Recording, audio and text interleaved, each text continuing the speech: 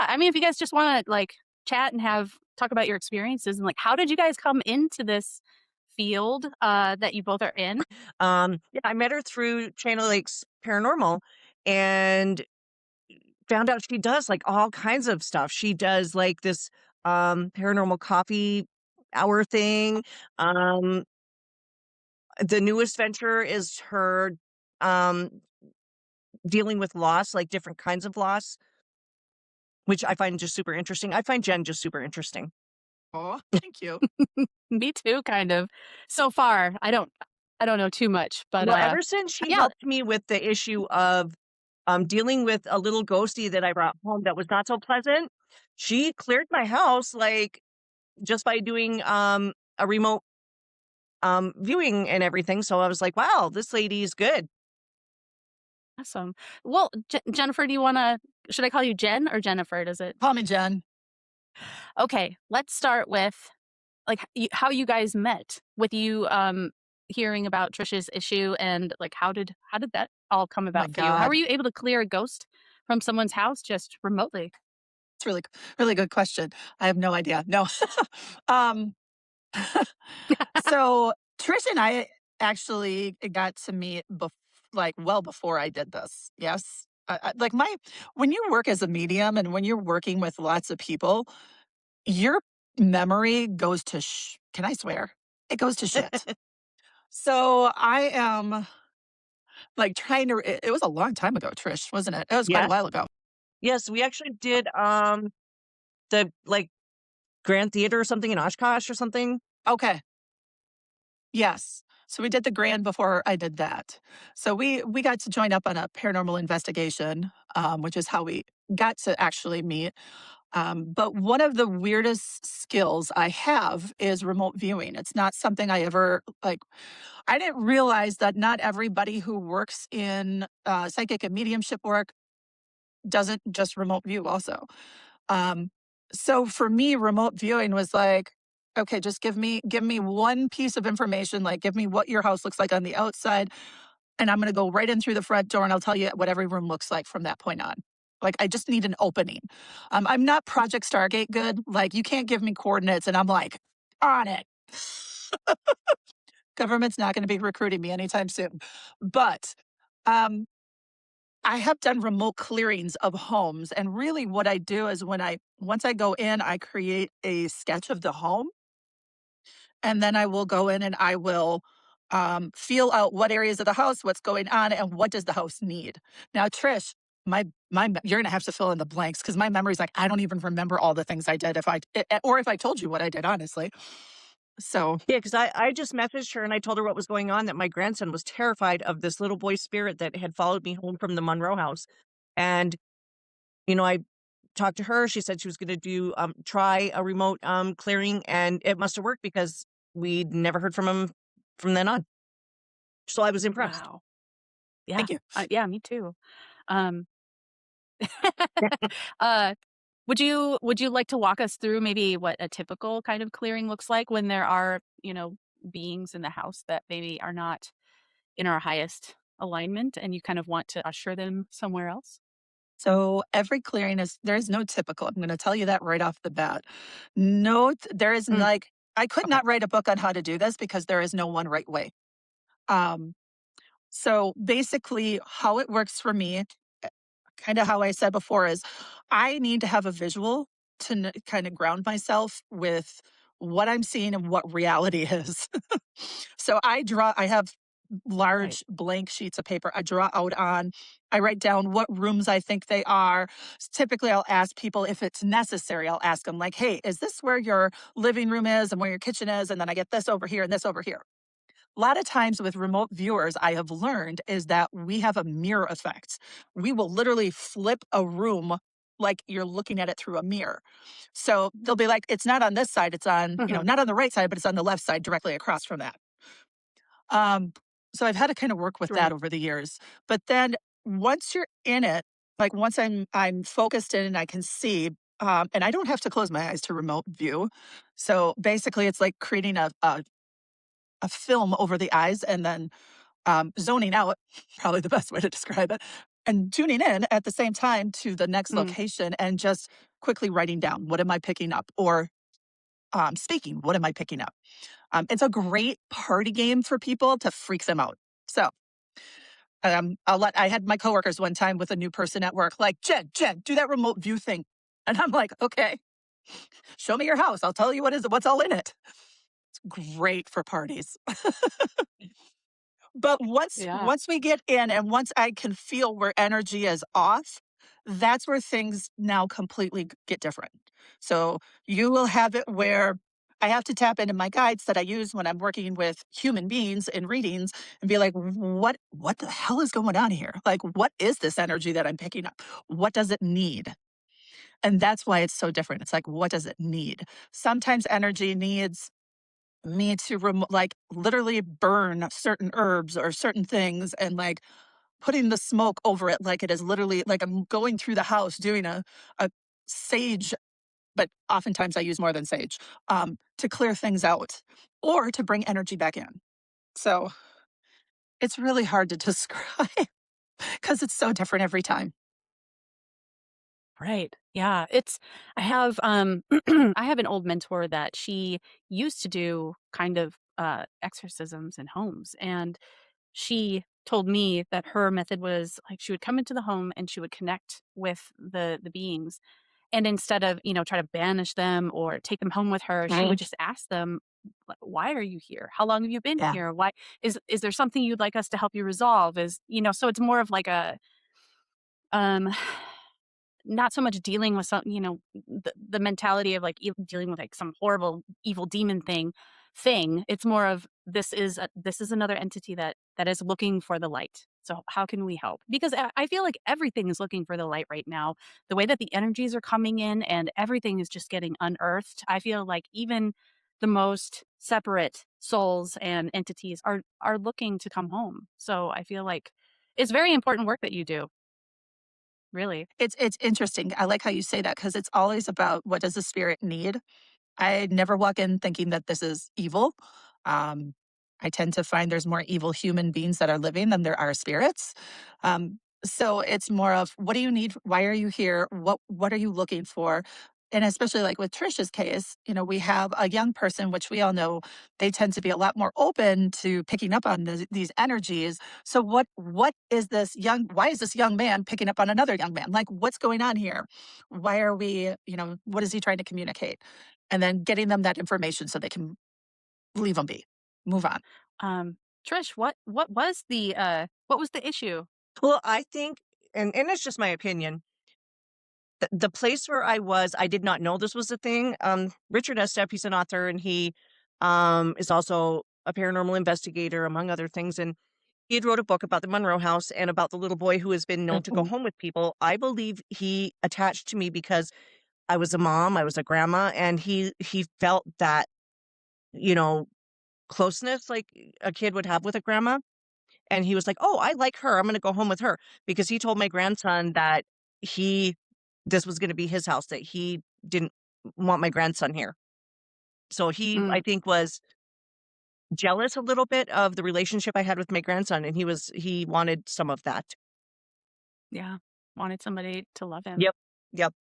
Mm. So I guess when you look at it with that perspective, it's really quite sad It is. that, there are all of these and they're everywhere. I mean, just imagine if we could look through all the dimensions all at once, we would be in just a being soup. You know what I mean? Just like Mhm. they're everywhere. They're all over the place.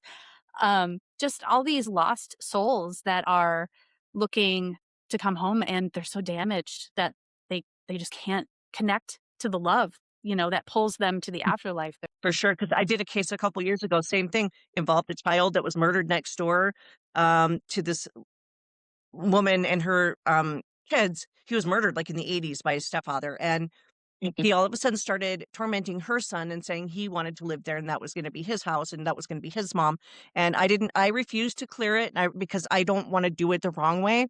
So I told her, she needs Mm, to find somebody that's more professional, that, can deal with it because, it's a child we're dealing with, and, Yeah. dead or alive, it's a child, and I don't wanna right. do the wrong thing. So she had some group come from Green Bay. Mm. Yeah, that's one part that's always kind of, irritated me about when, like, ghost hunters and all the TV shows came out, it was like they would come in and I mean, honestly, we don't know what actually happens with reality TV because it's so edited, cut and paste, put together, but, like, it felt like they would just come in with their, you know, machines and stuff, and they'd be like, "Okay, I detect these things, and this stuff kind of happened, and bye, gotta go." And it's like, meanwhile, the family and whoever is, trapped in the house spiritually are just kind of like left in the cold. Yeah. So I think it's really cool when different groups have a person like Jennifer or Trish. Trish, you do this stuff too, right? Well, I've been what I call myself a practicing medium since like 2019, but it's not something I do anything with. I like to I guess try to help somebody. Like for instance, I had a lady contact me and I told her, I said, I'm not a professional medium. I'm just a practicing medium, but I will tell you what I get. And she was an alcoholic and her father was trying to come through to try Mm. to help her. I got his Mm. name. He told me his name, and his name was Frank. And she said, "That's my father." And I said, "Well, he's trying to help you, but you're not listening. You need to like kind of meditate or try to connect with your dad because he's trying to help you." Mm. Yeah, So man, that's tough. That's a hard situation for sure. Um, But yeah, I do feel like it's so much better when paranormal groups have a person like yourselves who are able to actually talk to the spirits or the beings or entities, whoever's in there, and help them either move along or I mean, are there some cases where the beings want to just hang out in the house and it turns out resolving itself? It's okay. I think so. I would Yeah. agree. Yeah. I mean, yeah, like the Good. house I used to live in, I gave them boundaries, told them you can stay, but you can't talk to the dogs, you can't talk to the kids, you can't move stuff, you can't bother anybody, and they were cool. Good. Good. That's awesome. I kind of like those stories the best, where it's like everybody can kind of figure out how to live together in the different dimensions in the same home, and it resolves itself. Those are my favorite. Typically, what I do when I go into an investigation now is I just bring my note, but my sketch pad is really what it is because it doesn't have any lined paper in it, and I just start writing down what I'm picking up before I don't even let anybody talk to me about what's going on in there so that I can get a clearer understanding without any influence. But one thing, so I Mhm. don't know if you knew Trish, I have my own team now, and we actually took it one step and yeah, and we yeah, for about 2 years now, and we, added a therapist to our team. So I have an actual therapist on my team because one of the issues, and you probably recognize this, Trish, that we run into is people who have had traumatic experiences tend to have a lot more paranormal activity. So we are looking at if we've got 3 mediums on my team. I'm only one of 3. Wow, okay.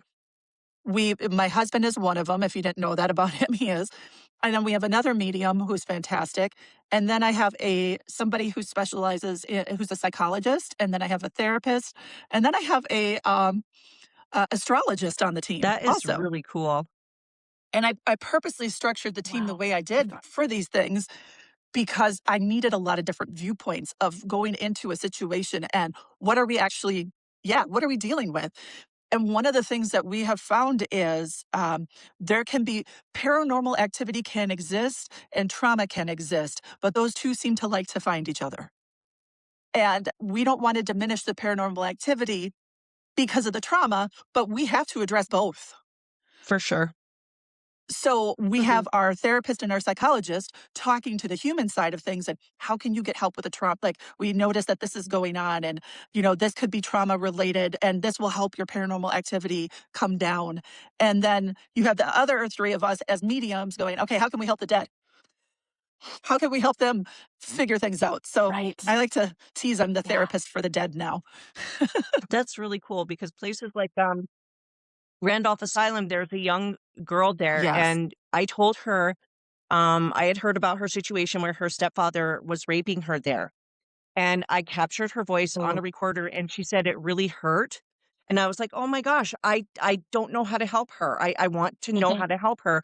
So basically I just told her, "You don't have to be here. You can go, and get away from this place." Whether or Yeah. not that works, I don't know, but someone like Jen, to connect with her, find out why she's still there when it's such a hurtful place for her, and Yeah. maybe help later on, you know? Therapist talked me through how to help her move on.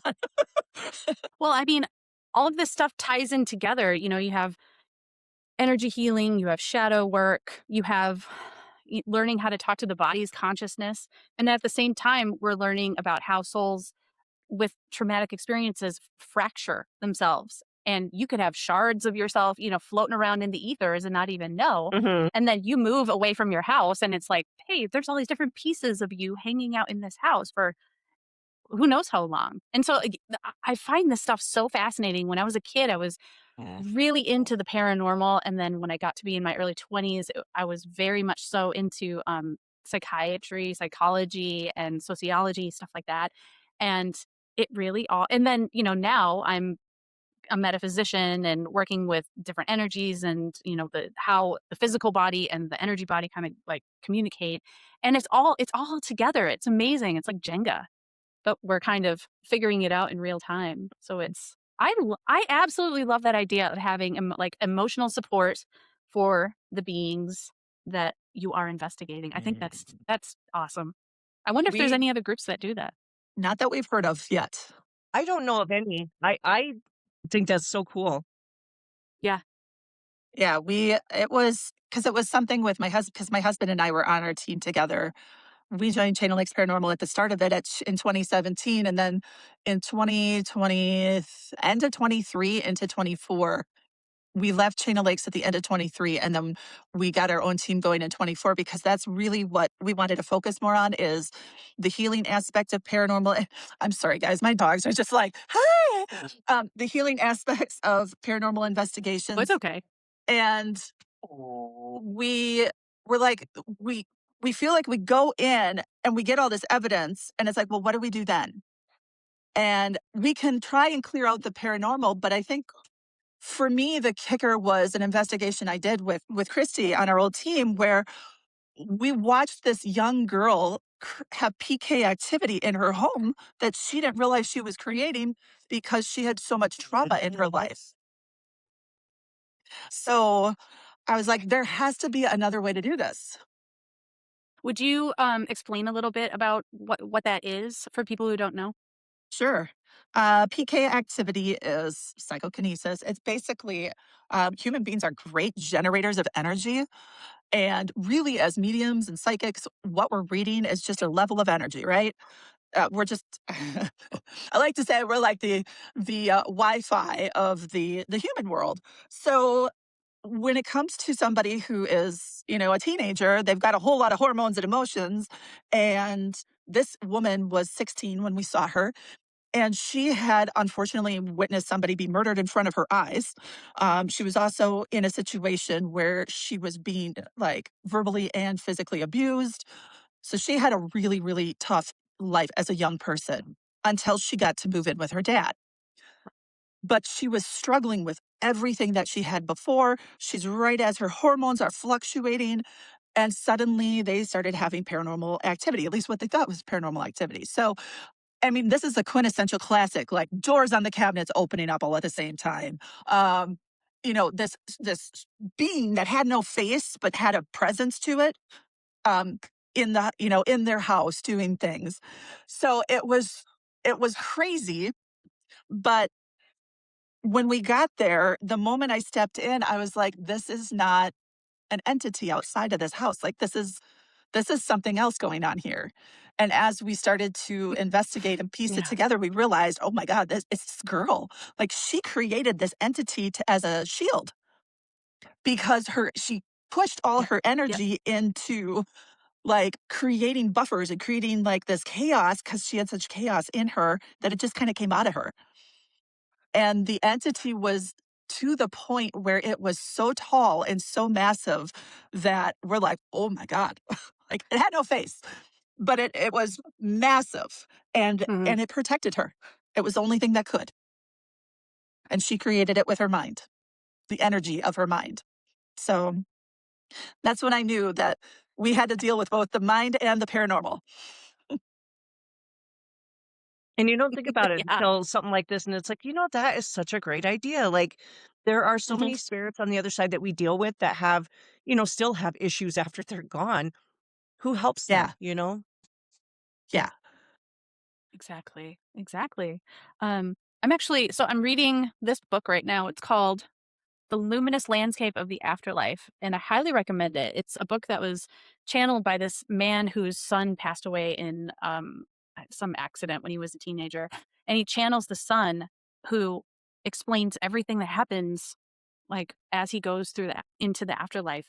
And he said that there are places where chaotic minded souls have to Yep. go Yep. to kind of incubate for a period because otherwise if your mind is chaotic when you pass, anything you think of appears in that reality. So, you could have monsters and elephants and all sorts of like crazy stuff happening because you cannot calm your mind down. And so Mhm. I always felt like that was really interesting. And also, I think that's why a lot of souls are kind of trapped. I don't want to say trapped because I think some choose to stay here as well Mhm. for Yep. various reasons. But I think a lot of souls are just they die in very chaotic situations and they don't understand what's happening, and so they can be here for hundreds of years or who knows, maybe more. So yeah, I I find it fascinating, and I'm sure that's why you two kind of got into this whole field. Um, I was wondering, Trish, if you could talk a little bit more about um, your gifts and how this all kind of came online for you. Has it Never always been had like an this? interest in it ever. I mean, as a kid growing up, of course, I was interested in ghosts and witches and stuff, and literally Mhm. thought I was a witch and I could cast spells and everything, but we moved into a house and it's actually just a few blocks up from where I live now. We had so much activity in this house, and I was like, what is going on in this house? We were hearing voices, seeing people. We had them come and check our gas because we thought maybe there was a gas leak and Wow. it was making us experience these things. Yeah. So there, everything was good. And like I said, my kids were seeing people in this house. My husband, I mean, he was like a huge skeptic, but the first time that he got touched in the house, he didn't even want to be there anymore. So I Mhm. contacted this group from Sault Ste. Marie, and they're like, well, as long as nobody's being harmed, we don't do that. And I'm like, well, what do I do? So a lady, I don't even remember her name, from Wisconsin, that my son-in-law knew, reached out to me and told me to get a recorder, ask questions. If I get responses, then that means there's something in my house. And then we would go from there. So of course I did that, got voices. The first thing she told me was to get out, that the ghost did. I was like, no, Mm. lady, this is my house. I'm not leaving. And so I just started really looking into it. That intrigued me. I started looking into like investigating and finding out, what these people in my house wanted. And there was so much to it. The lady was mentally ill. She lived there with her husband, who was a captain in the Air Force, Mhm. and she was home alone a lot. And so she kind of went a little crazy. And the neighbors said that she used to go out at like 3 in the morning and paint the chimney all the time in her nightgown. And she died, but not in the house. But I think that that was her safe space, so that's why she was still there. There was a Wow. child that was also there, don't know why he was there, um, but there was also a school that many decades ago, we're talking like 1930s, I believe, that was, behind our houses, and it wasn't there anymore, of course. So, I mean, he was probably a child from there. Like I said, so I started finding out all this stuff, and it intrigued me so much. And then I met Jen and them at Chain of Lakes. I think probably like not even quite a year after I started doing all this stuff. And just Mhm. watching them, I was just like, wow, this is like a thing. Like we can communicate with people who have passed on, and like what, like how, I mean, can I help these people? Like if they tell me why they're here, then maybe I can do something. But that's the thing, is like you don't know unless you investigate, like go to like our local library or the township and find out who they were, when Mhm. they were there. And that you kind of have to figure out a lot on your own to know how to deal with them. So with Mm. her, I was just like, well, I know your husband has passed away. I hope that you can find him. And we never really heard from her again. Now, the house I live in now, There is a female ghost, but she's very friendly and she worries about my kids. Like when we had an electrical issue, she let me know. We got the outlet fixed and voila, she was like, didn't wake us up at 5 in the morning wailing anymore. Wow, wow. That Yeah. is that's amazing. Yep. But see, Jen started doing these group things, and that started making me want to kind of look into mediumship because I was told by a intuitive medium that I was a medium, and I went and saw her a few times, and then Jen started doing all kinds of stuff, and I was like, oh, if she didn't live so far away, I would go to her coffee hour and stuff. She's Yep. fascinating. Hmm. Yeah. Jennifer, I wanna hear more about you. Let's hear your origin story. Okay. No, I grew up in Green Bay, Yeah. Wisconsin. So, I I love Green Bay.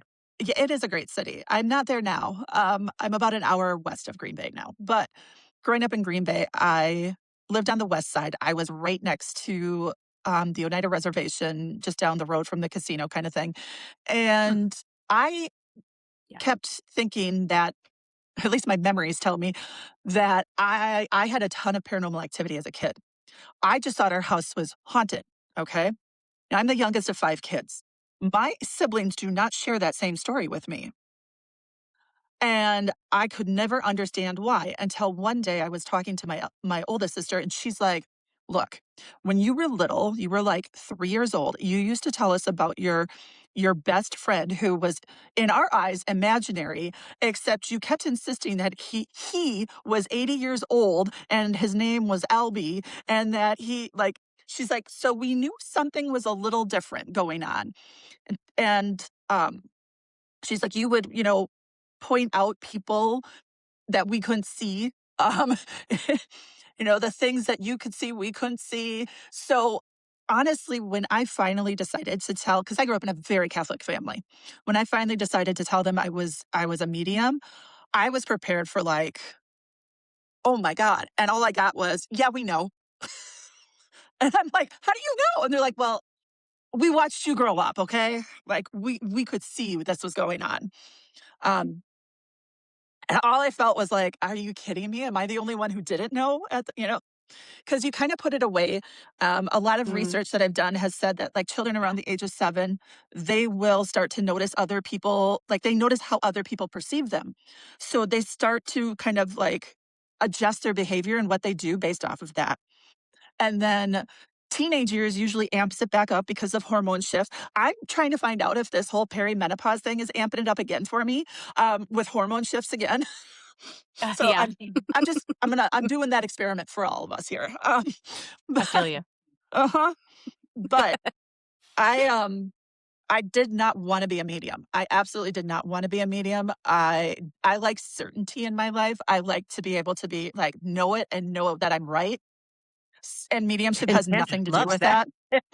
Yeah. Yeah, it's like throws a middle finger at that whole thing. So, when my mother passed away in 2000, I was 20 at the time, I was, like, heartbroken. I She was my best friend. I didn't know what to do. I was left with family that I loved, but that I wasn't really connected to very well. Um, and it took me, like, 14 years before I could, like, fully grieve her death, and that's when my mediumship started to, like, spike. So she was my first one I got to talk to, which was pretty cool. Um, and now my mother has a way of hijacking me in my car because she knows I am captive and talking to me there when she needs to mother me from the other side.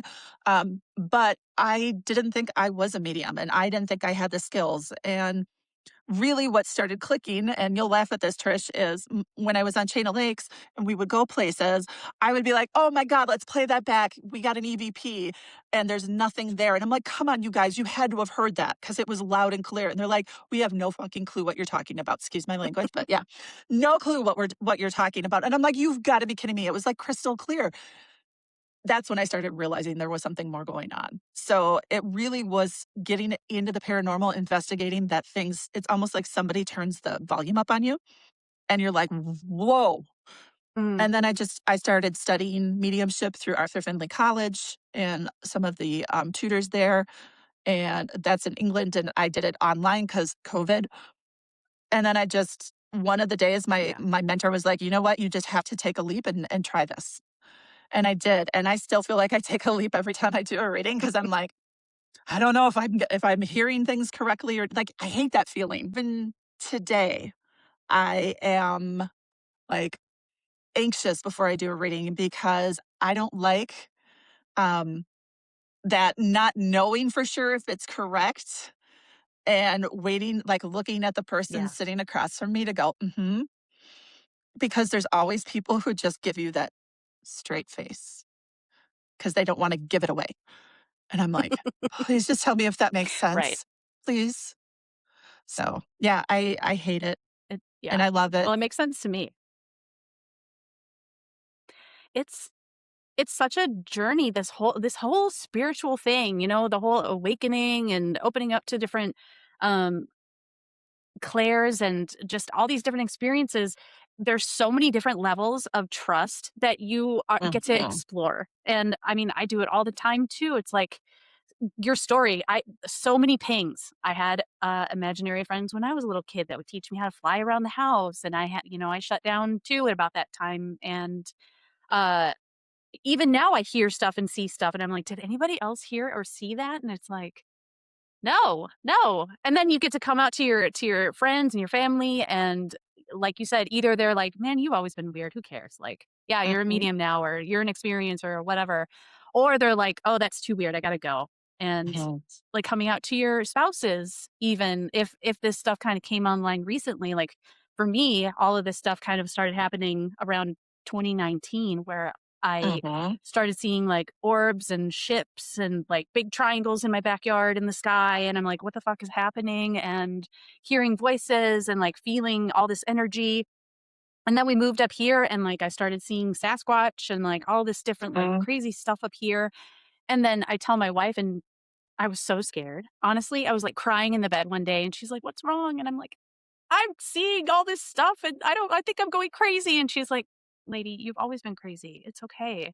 You know, like, what? Okay, thanks. I thought it was going to be like divorce. I was so sure. And it's like, people, if they're meant to be in your lives, they just accept it and it turns out to be Absolutely. okay. And agreed. but yeah, it's so great because you have to trust yourself. And there's so many different layers to that. And so every time I go on the podcast, I get my heart starts beating and I'm like, oh, am I going to say the wrong thing? Am I going to sound Mhm. stupid or, whatever? But it's like, it never happens. And yeah, I feel like the more we can trust ourselves, the better it gets. But That's that's what so cool. the lady that mentors me, she always tells me that. She says, "You have to Yes. learn to trust yourself." I said, "I don't though." Like, Mhm, I I get stuff, and like I said, when I was on an investigation, the name Anna just kept popping in my head, popping in my head. It was like I couldn't turn it off.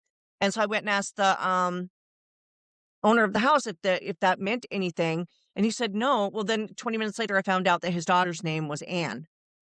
So I was like, "Well, Anna and Anne are kinda similar," so it made sense, but, I don't know why I kept it kept popping in my head, no clue. I mean, maybe she wasn't dead, she was alive, but there was a spirit, supposedly that her name was also Anne that was, attached to their daughter, so maybe it was her, I don't know. Mm, yeah. Well, I mean, that's validation for sure. Yeah. yeah, and I find it impressive, Trish, because names are hard for Really? most people to get. Yeah, That's so so cool. the fact that you get names is really cool. So Mhm, that's really cool because, like, I felt weird. I was like, why does it go over and over in my head until, like, I finally have to ask about it, maybe that's why, but, um, yeah, it's crazy that it happens all the time to me. And it's funny story real quick. My daughter met this guy and she refused to tell me his name, and I'm looking at the picture of them, and I said, "Well, I'm gonna guess some names." The first name I came up with was Jack. That's his name, but she didn't tell me. Mm, So, she's mad at me for finding out, but I can't help it. yeah. Well, that's awesome. That's definitely, I mean, that's spirit talking to you. Yeah. mhm, I mean, Yeah. sometimes it happens, and then sometimes I've tried to do, mhm, practice readings, and like I said, the lady that I read for that was the alcoholic, her father was so worried about her, he told me who he was and that he wanted to help her, but she won't listen. mhm. Yeah. So I was like, wow, like, is that a for real thing? I mean, I had to tell her, but I was like, how do I know this is real? How do I know that Yes. it isn't just, it's just stuff that's popping in my head. You know what I mean? So yeah, I've Mhm. had a lot of stuff happen, where it just pops in my head, and I've dreamt of places that we're going to go to investigate that I've never been to. And we get there and I find out, wow, that's what happened in my dream. Mm. Yeah. That's amazing. Um, let me see. What should we talk about now? Should we talk about how weird and awesome Wisconsin and the UP are? Yes. Yes. The crazy energies? Yeah, Yes. let's do Like, it. well, first of all, let's talk about the fact that Wisconsin and the UP should just be one state, right? I Yeah, mean, we can we all agree. say that. We all say that. We shouldn't even be Okay. part of the Lower Peninsula because No. we're not, we have nothing in common with the Lower Peninsula. No. No, you don't. You're more in common with us here in Wisconsin. I mean, we have some crazy, like, it is a crazy part of the Midwest. And part of the reason it's so crazy is the geography. We've got, especially in upper Michigan, you guys have like three Great Lakes, basically. We've got natural, glacier made cliffs, even some mountains, small in nature. Um, but we have so much limestone and so much granite in these states, and then forests. And I think the high strangeness is really high in the UP and Wisconsin. So I love it because it just like feeds into who I am. But it is Now, weird. It's Jen, did you very come? I weird. can't remember, but did you come to the lighthouse with No, I Christy haven't and? gotten to come up there yet. Okay, No. because that's what I think. I was telling them. I think that's why it's so active because we have the big lake, which we all know she's very powerful. She holds a lot of Well, energy, yeah. and then it's sitting on quartz and God knows what else as far as minerals go. And then you have the Native American influence that factors in. So Yes. I think that's why it's so haunted. I mean, we have you look at the two areas, Wisconsin and the UP. We're just gonna call us like the hotbed of high strangeness, because we've got Dogman, we've got the Beast of Bray Road, which is another version of Oh, Dogman down in I know. Wisconsin. I want to go. I want to go down Bray Road just to see if I can see anything. I know, done it. Um, but I haven't done it at night. Um, we've got That's going to hellhounds. be our We've on our got bucket list. yes, we've got Bigfoot that spans both states easily. We have got so many different cryptids, and then the hauntings between shipwrecks and tragedies that have happened.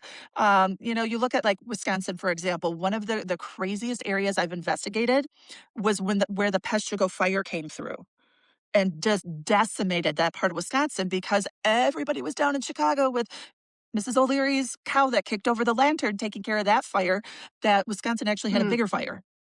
I did a house in Peshtigo, and he built his house with the bricks from homes that were destroyed in the Peshtigo fire. ugh, oof. Do that. His Oh my house god. was super haunted. Like, there was a crazy lady in the basement. She yelled at me. She was yelling Ugh, at me. He was like, "Oh, she's yeah. mad." I said, "Yeah, she's big mad." Holy mackerel. Why would you I do don't know that? what she That's was yelling, crazy. but she was yelling at me. Ugh. Well, people don't know, and they're like, "Oh, I found all this free stuff, all this free wood," and it's like, "Oh, but that's from a 200-year-old house," and you're just taking all of their baggage and accepting it My as your chimney own, you actually know? is built from Yeah. bricks from all over Michigan, from Mm. places that burnt down or that just fell down. Jen, have you seen the documentary? I can't remember what it's called, but it was about Black River Falls, Wisconsin. It's nuts. We did a paranormal coffee hour on it. Yeah. What's Black River Falls? Can you, because I don't know. I'll tell you. I already got so I got hate mail on my podcast of it, just so y'all know. Black River Falls is an area in the western part of Wisconsin. It's far west, so almost to the border with the Mississippi and then um, Minnesota. So Black River Falls has had a enormous amount of paranormal activity and high strangeness and people who like, they don't know exactly what happened, but, like, people who have gone insane and have just lost it out there.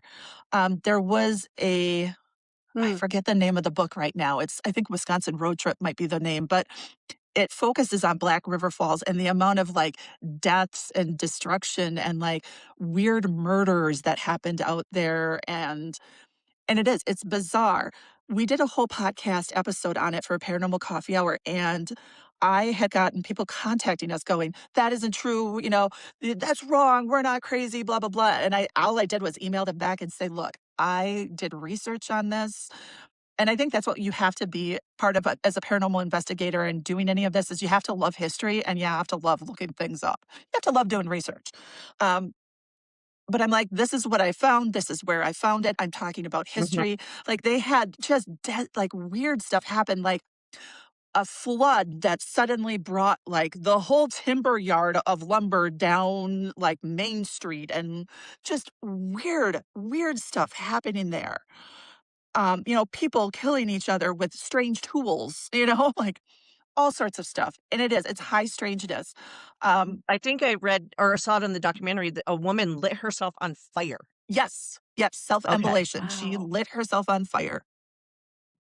Well, I wonder if it's got something to do with the grids and the ley lines, and Mhm, sometimes there's just yucky parts of the world where so much has, compounded and kind of it ripples out, and we're all, collective consciousness, so and we don't generally, unless we're very aware, like our friend Jennifer and Trish and me to some extent, people don't they're not aware of this stuff, and so they're like, they get anxious, they get angry, they don't understand why, they lash out yeah, at others, and it's like, so much of this isn't even yours. Mhm. So much of this is kind of just like crap hanging out in the astral, and it's like, man, I mean, that's we really I really stress, like, psychic hygiene once again.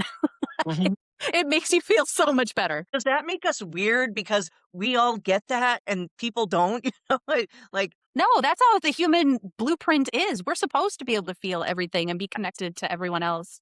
Like the current state of things is totally inverted and separate and not what we're supposed to be. I mean, that's just how I feel. But yeah, I think we'll get there.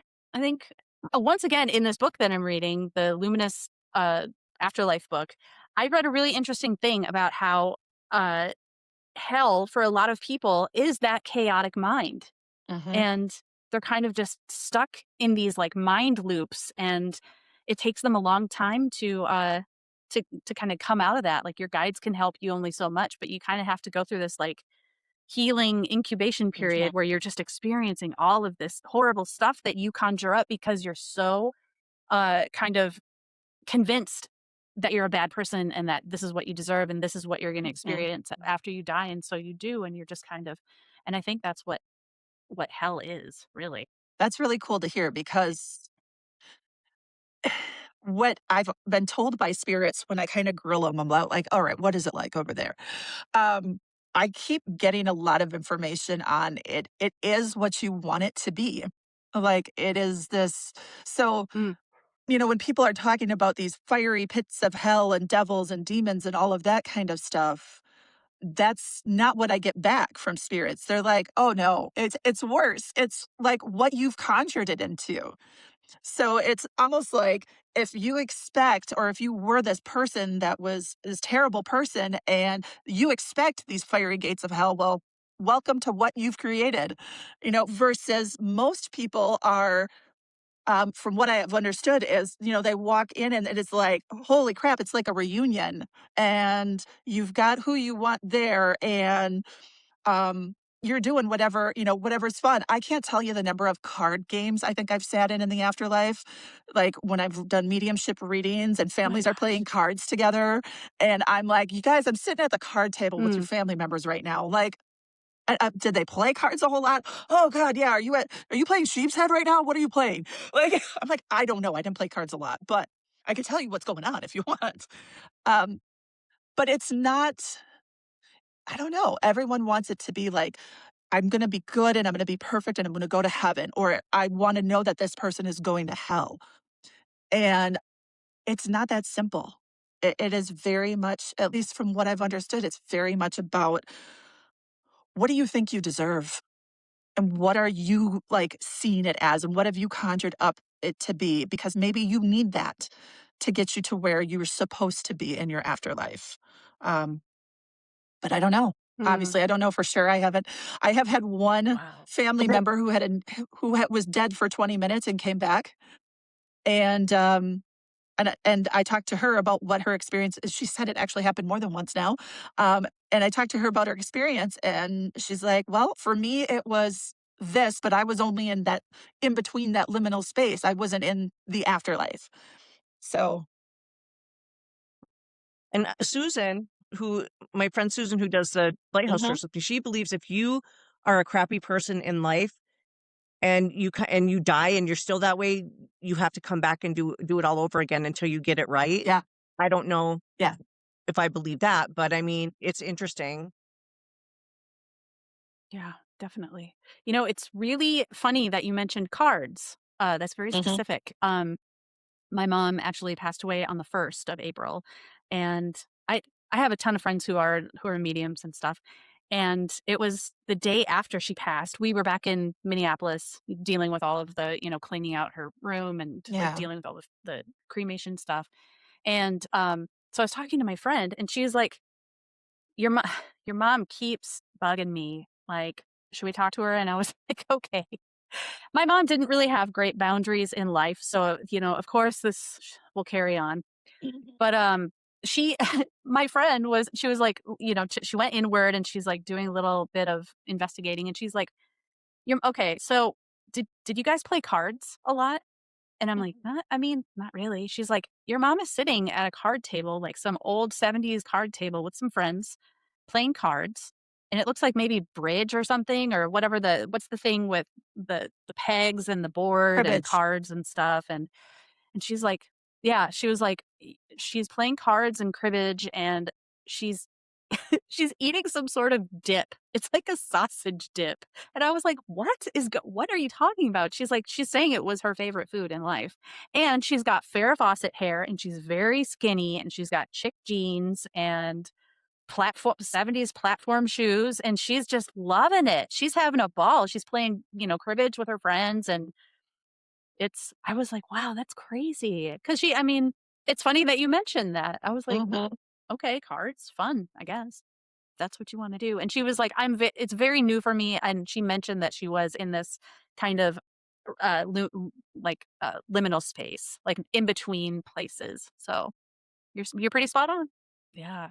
Um, so I was wondering, do so since this has happened, and I had a very, tumultuous kind of relationship with my mom. I was estranged for a long time, and we kinda reconnected right before she passed. But, she has since come in, and I know she's a young soul. She's a very young soul, and just like she's like excited and she wants to show me this stuff. But I'm not really ready to have that kind of connection even in the afterlife. I feel like I need some time. I need some time to process stuff. So I've asked her higher self to come in and kind of bring her to where she needs to be.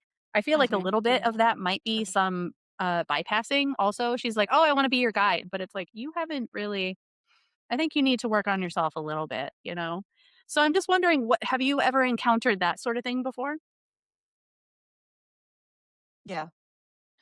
Yeah, you will have spirits who when you said that she had no boundaries in life, so she has no boundaries in death, because I had a spirit do that to her daughter-in-law after she passed. She had no boundaries in life, and her daughter and I worked together, and because I also work in banking, and I don't let spirits talk to me when I'm in my professional world. So this woman had no boundaries coming to me in the middle of a meeting, like, "Hey, hey, hey, I need to talk to her." I'm like, "Go away. Like, leave me alone. I'm at work." She wouldn't stop. Um, but a lot of times spirits, yeah, I had a young man in my office who his father and him were very estranged. He did not want him coming through, but that was who was coming through. And unfortunately, as a medium, I was like, I'm telling this young man all that, you're trying to get that connection. So you're giving identifying details of who's coming through. And thank God his girlfriend was sitting next to him because the whole time this guy's got his arms crossed and he's saying, "Nope, nope, nope, nope, nope, nope, you're a fraud. Nope." Like he kept saying that to like, "I don't believe you. I don't believe in this. What? You're a fraud."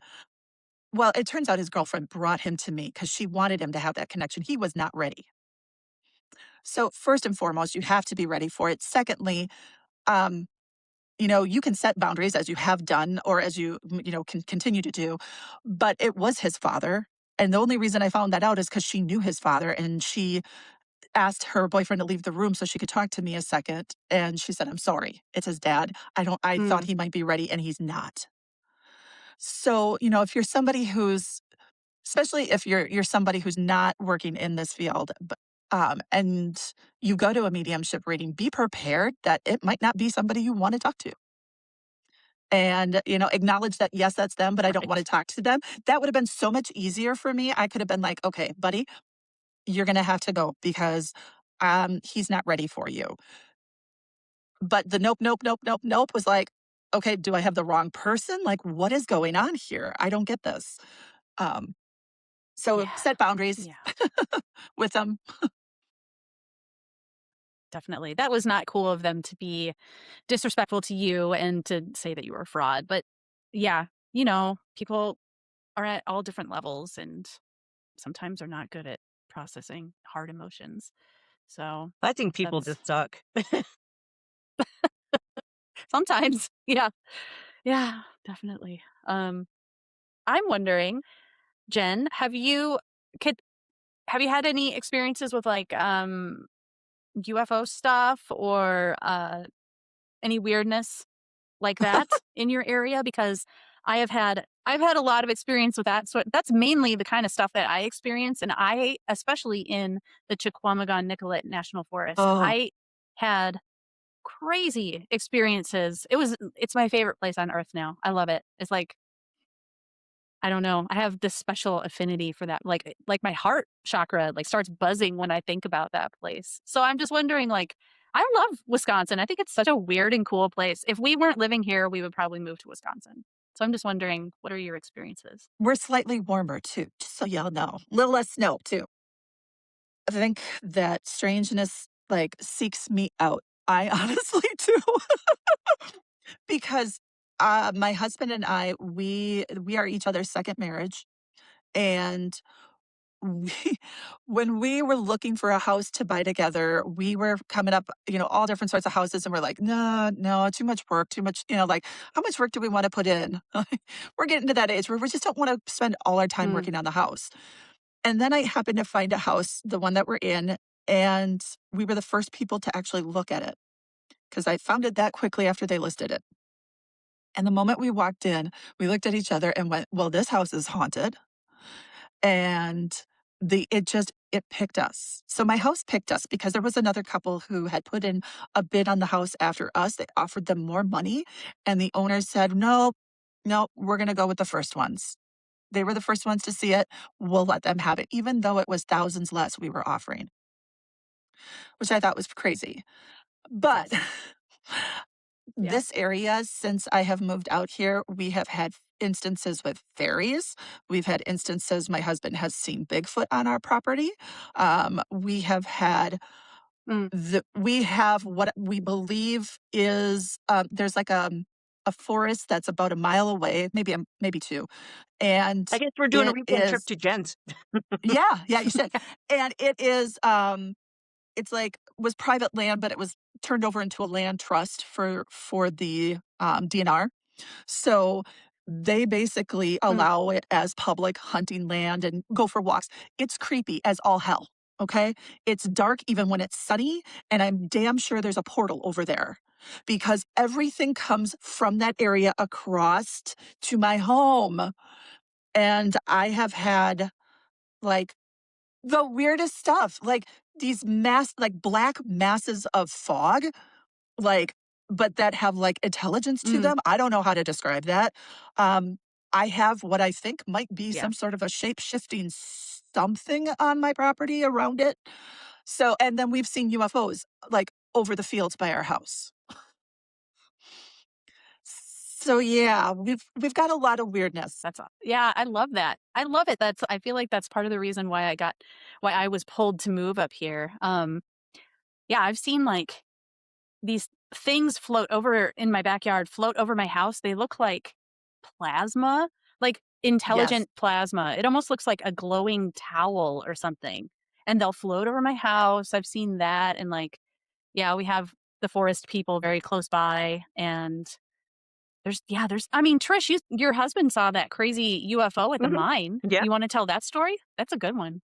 Yeah, he was at work and he was doing a midnight shift and he had been off work for I think like 8 days and he had just gone back to work. He came home the next morning and he was just all excited. He said when he got to work, he took his truck, he drove one of those big mine trucks up to Mhm.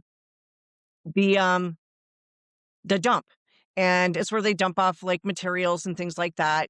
And he said he saw a big building and he thought to himself, how did they build that so quick? It was huge. And he said then he realized he could see sky between the ground and this building, but he said he didn't think a lot of it. And he went back down the hill and came back with another load and it was gone. And he saw it floating towards Marquette up in the sky. He said he was so scared. He said, I always wanted to see a UFO, but after that, he goes, I don't ever want to see one again. He started taking his phone to work because he said, just in case he gets abducted, he wanted to let me know. And he did talk to the MUFON Scott. people, and it's on their website. And Mhm. That's so crazy. And then you saw one, floating above Teal Lake. yep. And my brother had seen the same one later that evening. It was floating across over Teal Lake, and it had 3 lights. And this was before drones were really ever a thing. Wow. It was a lot of years ago. And it was floating really slowly across the lake. And my brother called me the next morning, and he was in the National Guard at the time. And they were all sleeping out, doing like guard weekend up there on the base. And Mhm. he called me, he said, you'll never guess what I saw. I saw this thing. It was floating through the air and it had, it was like a triangle and it had 3 lights. I said, I saw it over Teal Lake. And so he was just like, oh my God, like, what did we see? So yeah, I mean, but we see Yeah. stuff all the time in the skies here, all the time. Mhm. I I always say don't look for Bigfoot, let them look for you, because it's always like it seems like when you go to look for Bigfoot, they know to stay away, but when you're not looking for them is when they show up. Because what we had experienced is we were coming back from the one that my husband saw on our property. We were coming back from our friend's house. It was in Green Bay. We're driving home. It's about an hour's drive. It's like 11 o'clock, almost midnight, somewhere in that range. And I'm driving because he easily falls asleep. I don't. And I'm turning and I'm coming up to our driveway and it goes past part of our property. And we have these 2 very old apple trees on our property. And, if you know an apple tree, their trunks don't get real big around, something like maybe that. Okay. And my husband was awake at the time we were talking, and I see him look, and then I see him take a double take. And what happened is he goes, I just saw Bigfoot. And I'm like, you're shitting me. Like, you're kidding. No, I'm not. He goes, there's this humongously tall creature next to our apple tree that ducks behind it and disappears. And I'm like, oh, okay. So once, I'd felt like they were around the property, but we never had a sighting before. And then after that one night, I am home alone and I think it was Kent was actually in the hospital because of an infection. And I was, worked up, of course, Mm, but I didn't want to stay at the hospital because yeah. we have a small farm. We have animals. So I'm back home and I'm sitting there and I'm just like in my own head. And suddenly I could feel a presence sitting in front of me and like massive presence in front of me. And I'm like, hello? And all I heard was, you can call me sister. Here's what I need to tell you. Oh. Like, Oh. and I'm like, okay. And so it was like having this, conversation, so to speak, in our heads, right?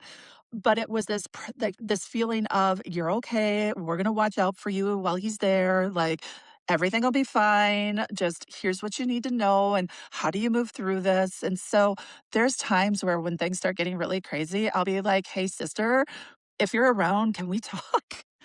'Cause I like, it was, Yeah. people are like, "Well, how do you know it's Bigfoot?" I'm like, "I can't explain how I know, but I know." Like, it's that massive energy, that Yeah. presence that, like, they're not there, but their energy is all there. And it was crazy. I've never had that happen before. Mhm. So, I'm very thankful. I always say, "I love Wow. Bigfoot. That's a I'm thankful beautiful for him." experience. Yeah, yeah.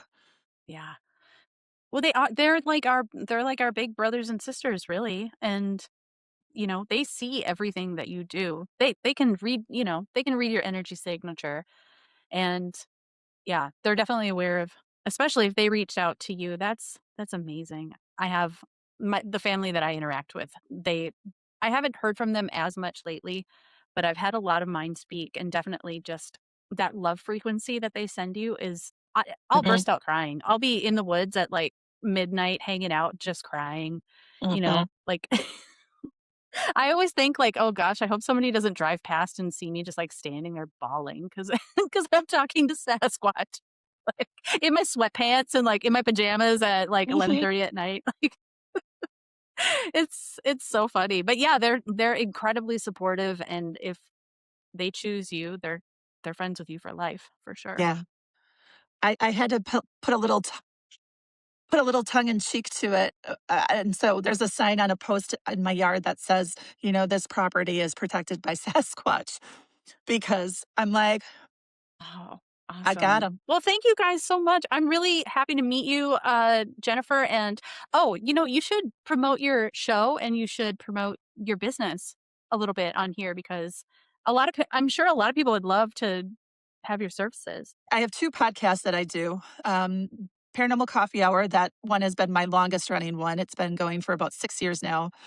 And we talk about the weird, the wonderful, and the woo like, everything strange. We do it as a live, so we have it where people can come together to discuss because we wanna kinda remove the stigma of people's experiences with the paranormal and give them a place where they can feel like people understand them. But we also then record. We don't record the live out of respect for people's privacy, but we do a recording of the information we've Hmm. talked about so that people who cannot attend live can hear it. And so it's on all major, like Apple Podcasts, Spotify, the major podcast platforms. Um, this summer, I'm finishing up a master's degree in thanatology, which is death, dying, and grief. Um, Fitting for somebody who's a medium. So I focus on non death loss. So these are, weirdly enough, the medium is focusing on losses that have nothing to do with death. But I'm focusing on like the loss of fertility, the loss of career, divorce, you name it. And that, uh, Yeah. yeah, podcast is called Invisible Loss. And my friend who's the therapist on our team is also the therapist on the podcast with me. She's my partner on that one. So Okay. So yeah, and then I have my own business that I have kind of like I've used to do it full time. I pulled back a bit just so I could go to school and get the degree that I wanted. But it's Jen's Illuminated Path, and it's both mediumship and psychic readings, as well as I probably will be getting back into offering. I have some courses because my original background and career is I was a teacher for 15 years, so I have an education background, and I like creating Hey, courses for people. yeah, So, yeah. that's So amazing. there's a lot out there, a lot of different stuff. All right, I'll let you ladies go, but it was super fun to talk to you, and Jennifer, I was wondering if you'd wanna come on again and we could talk about the non-death loss sort of stuff. I find that so Absolutely. fascinating. Awesome, Absolutely. okay, I love it. cool. Well, I think we're all gonna be good friends, and, um, that's it. That's all there is to it. Thank you, Gina.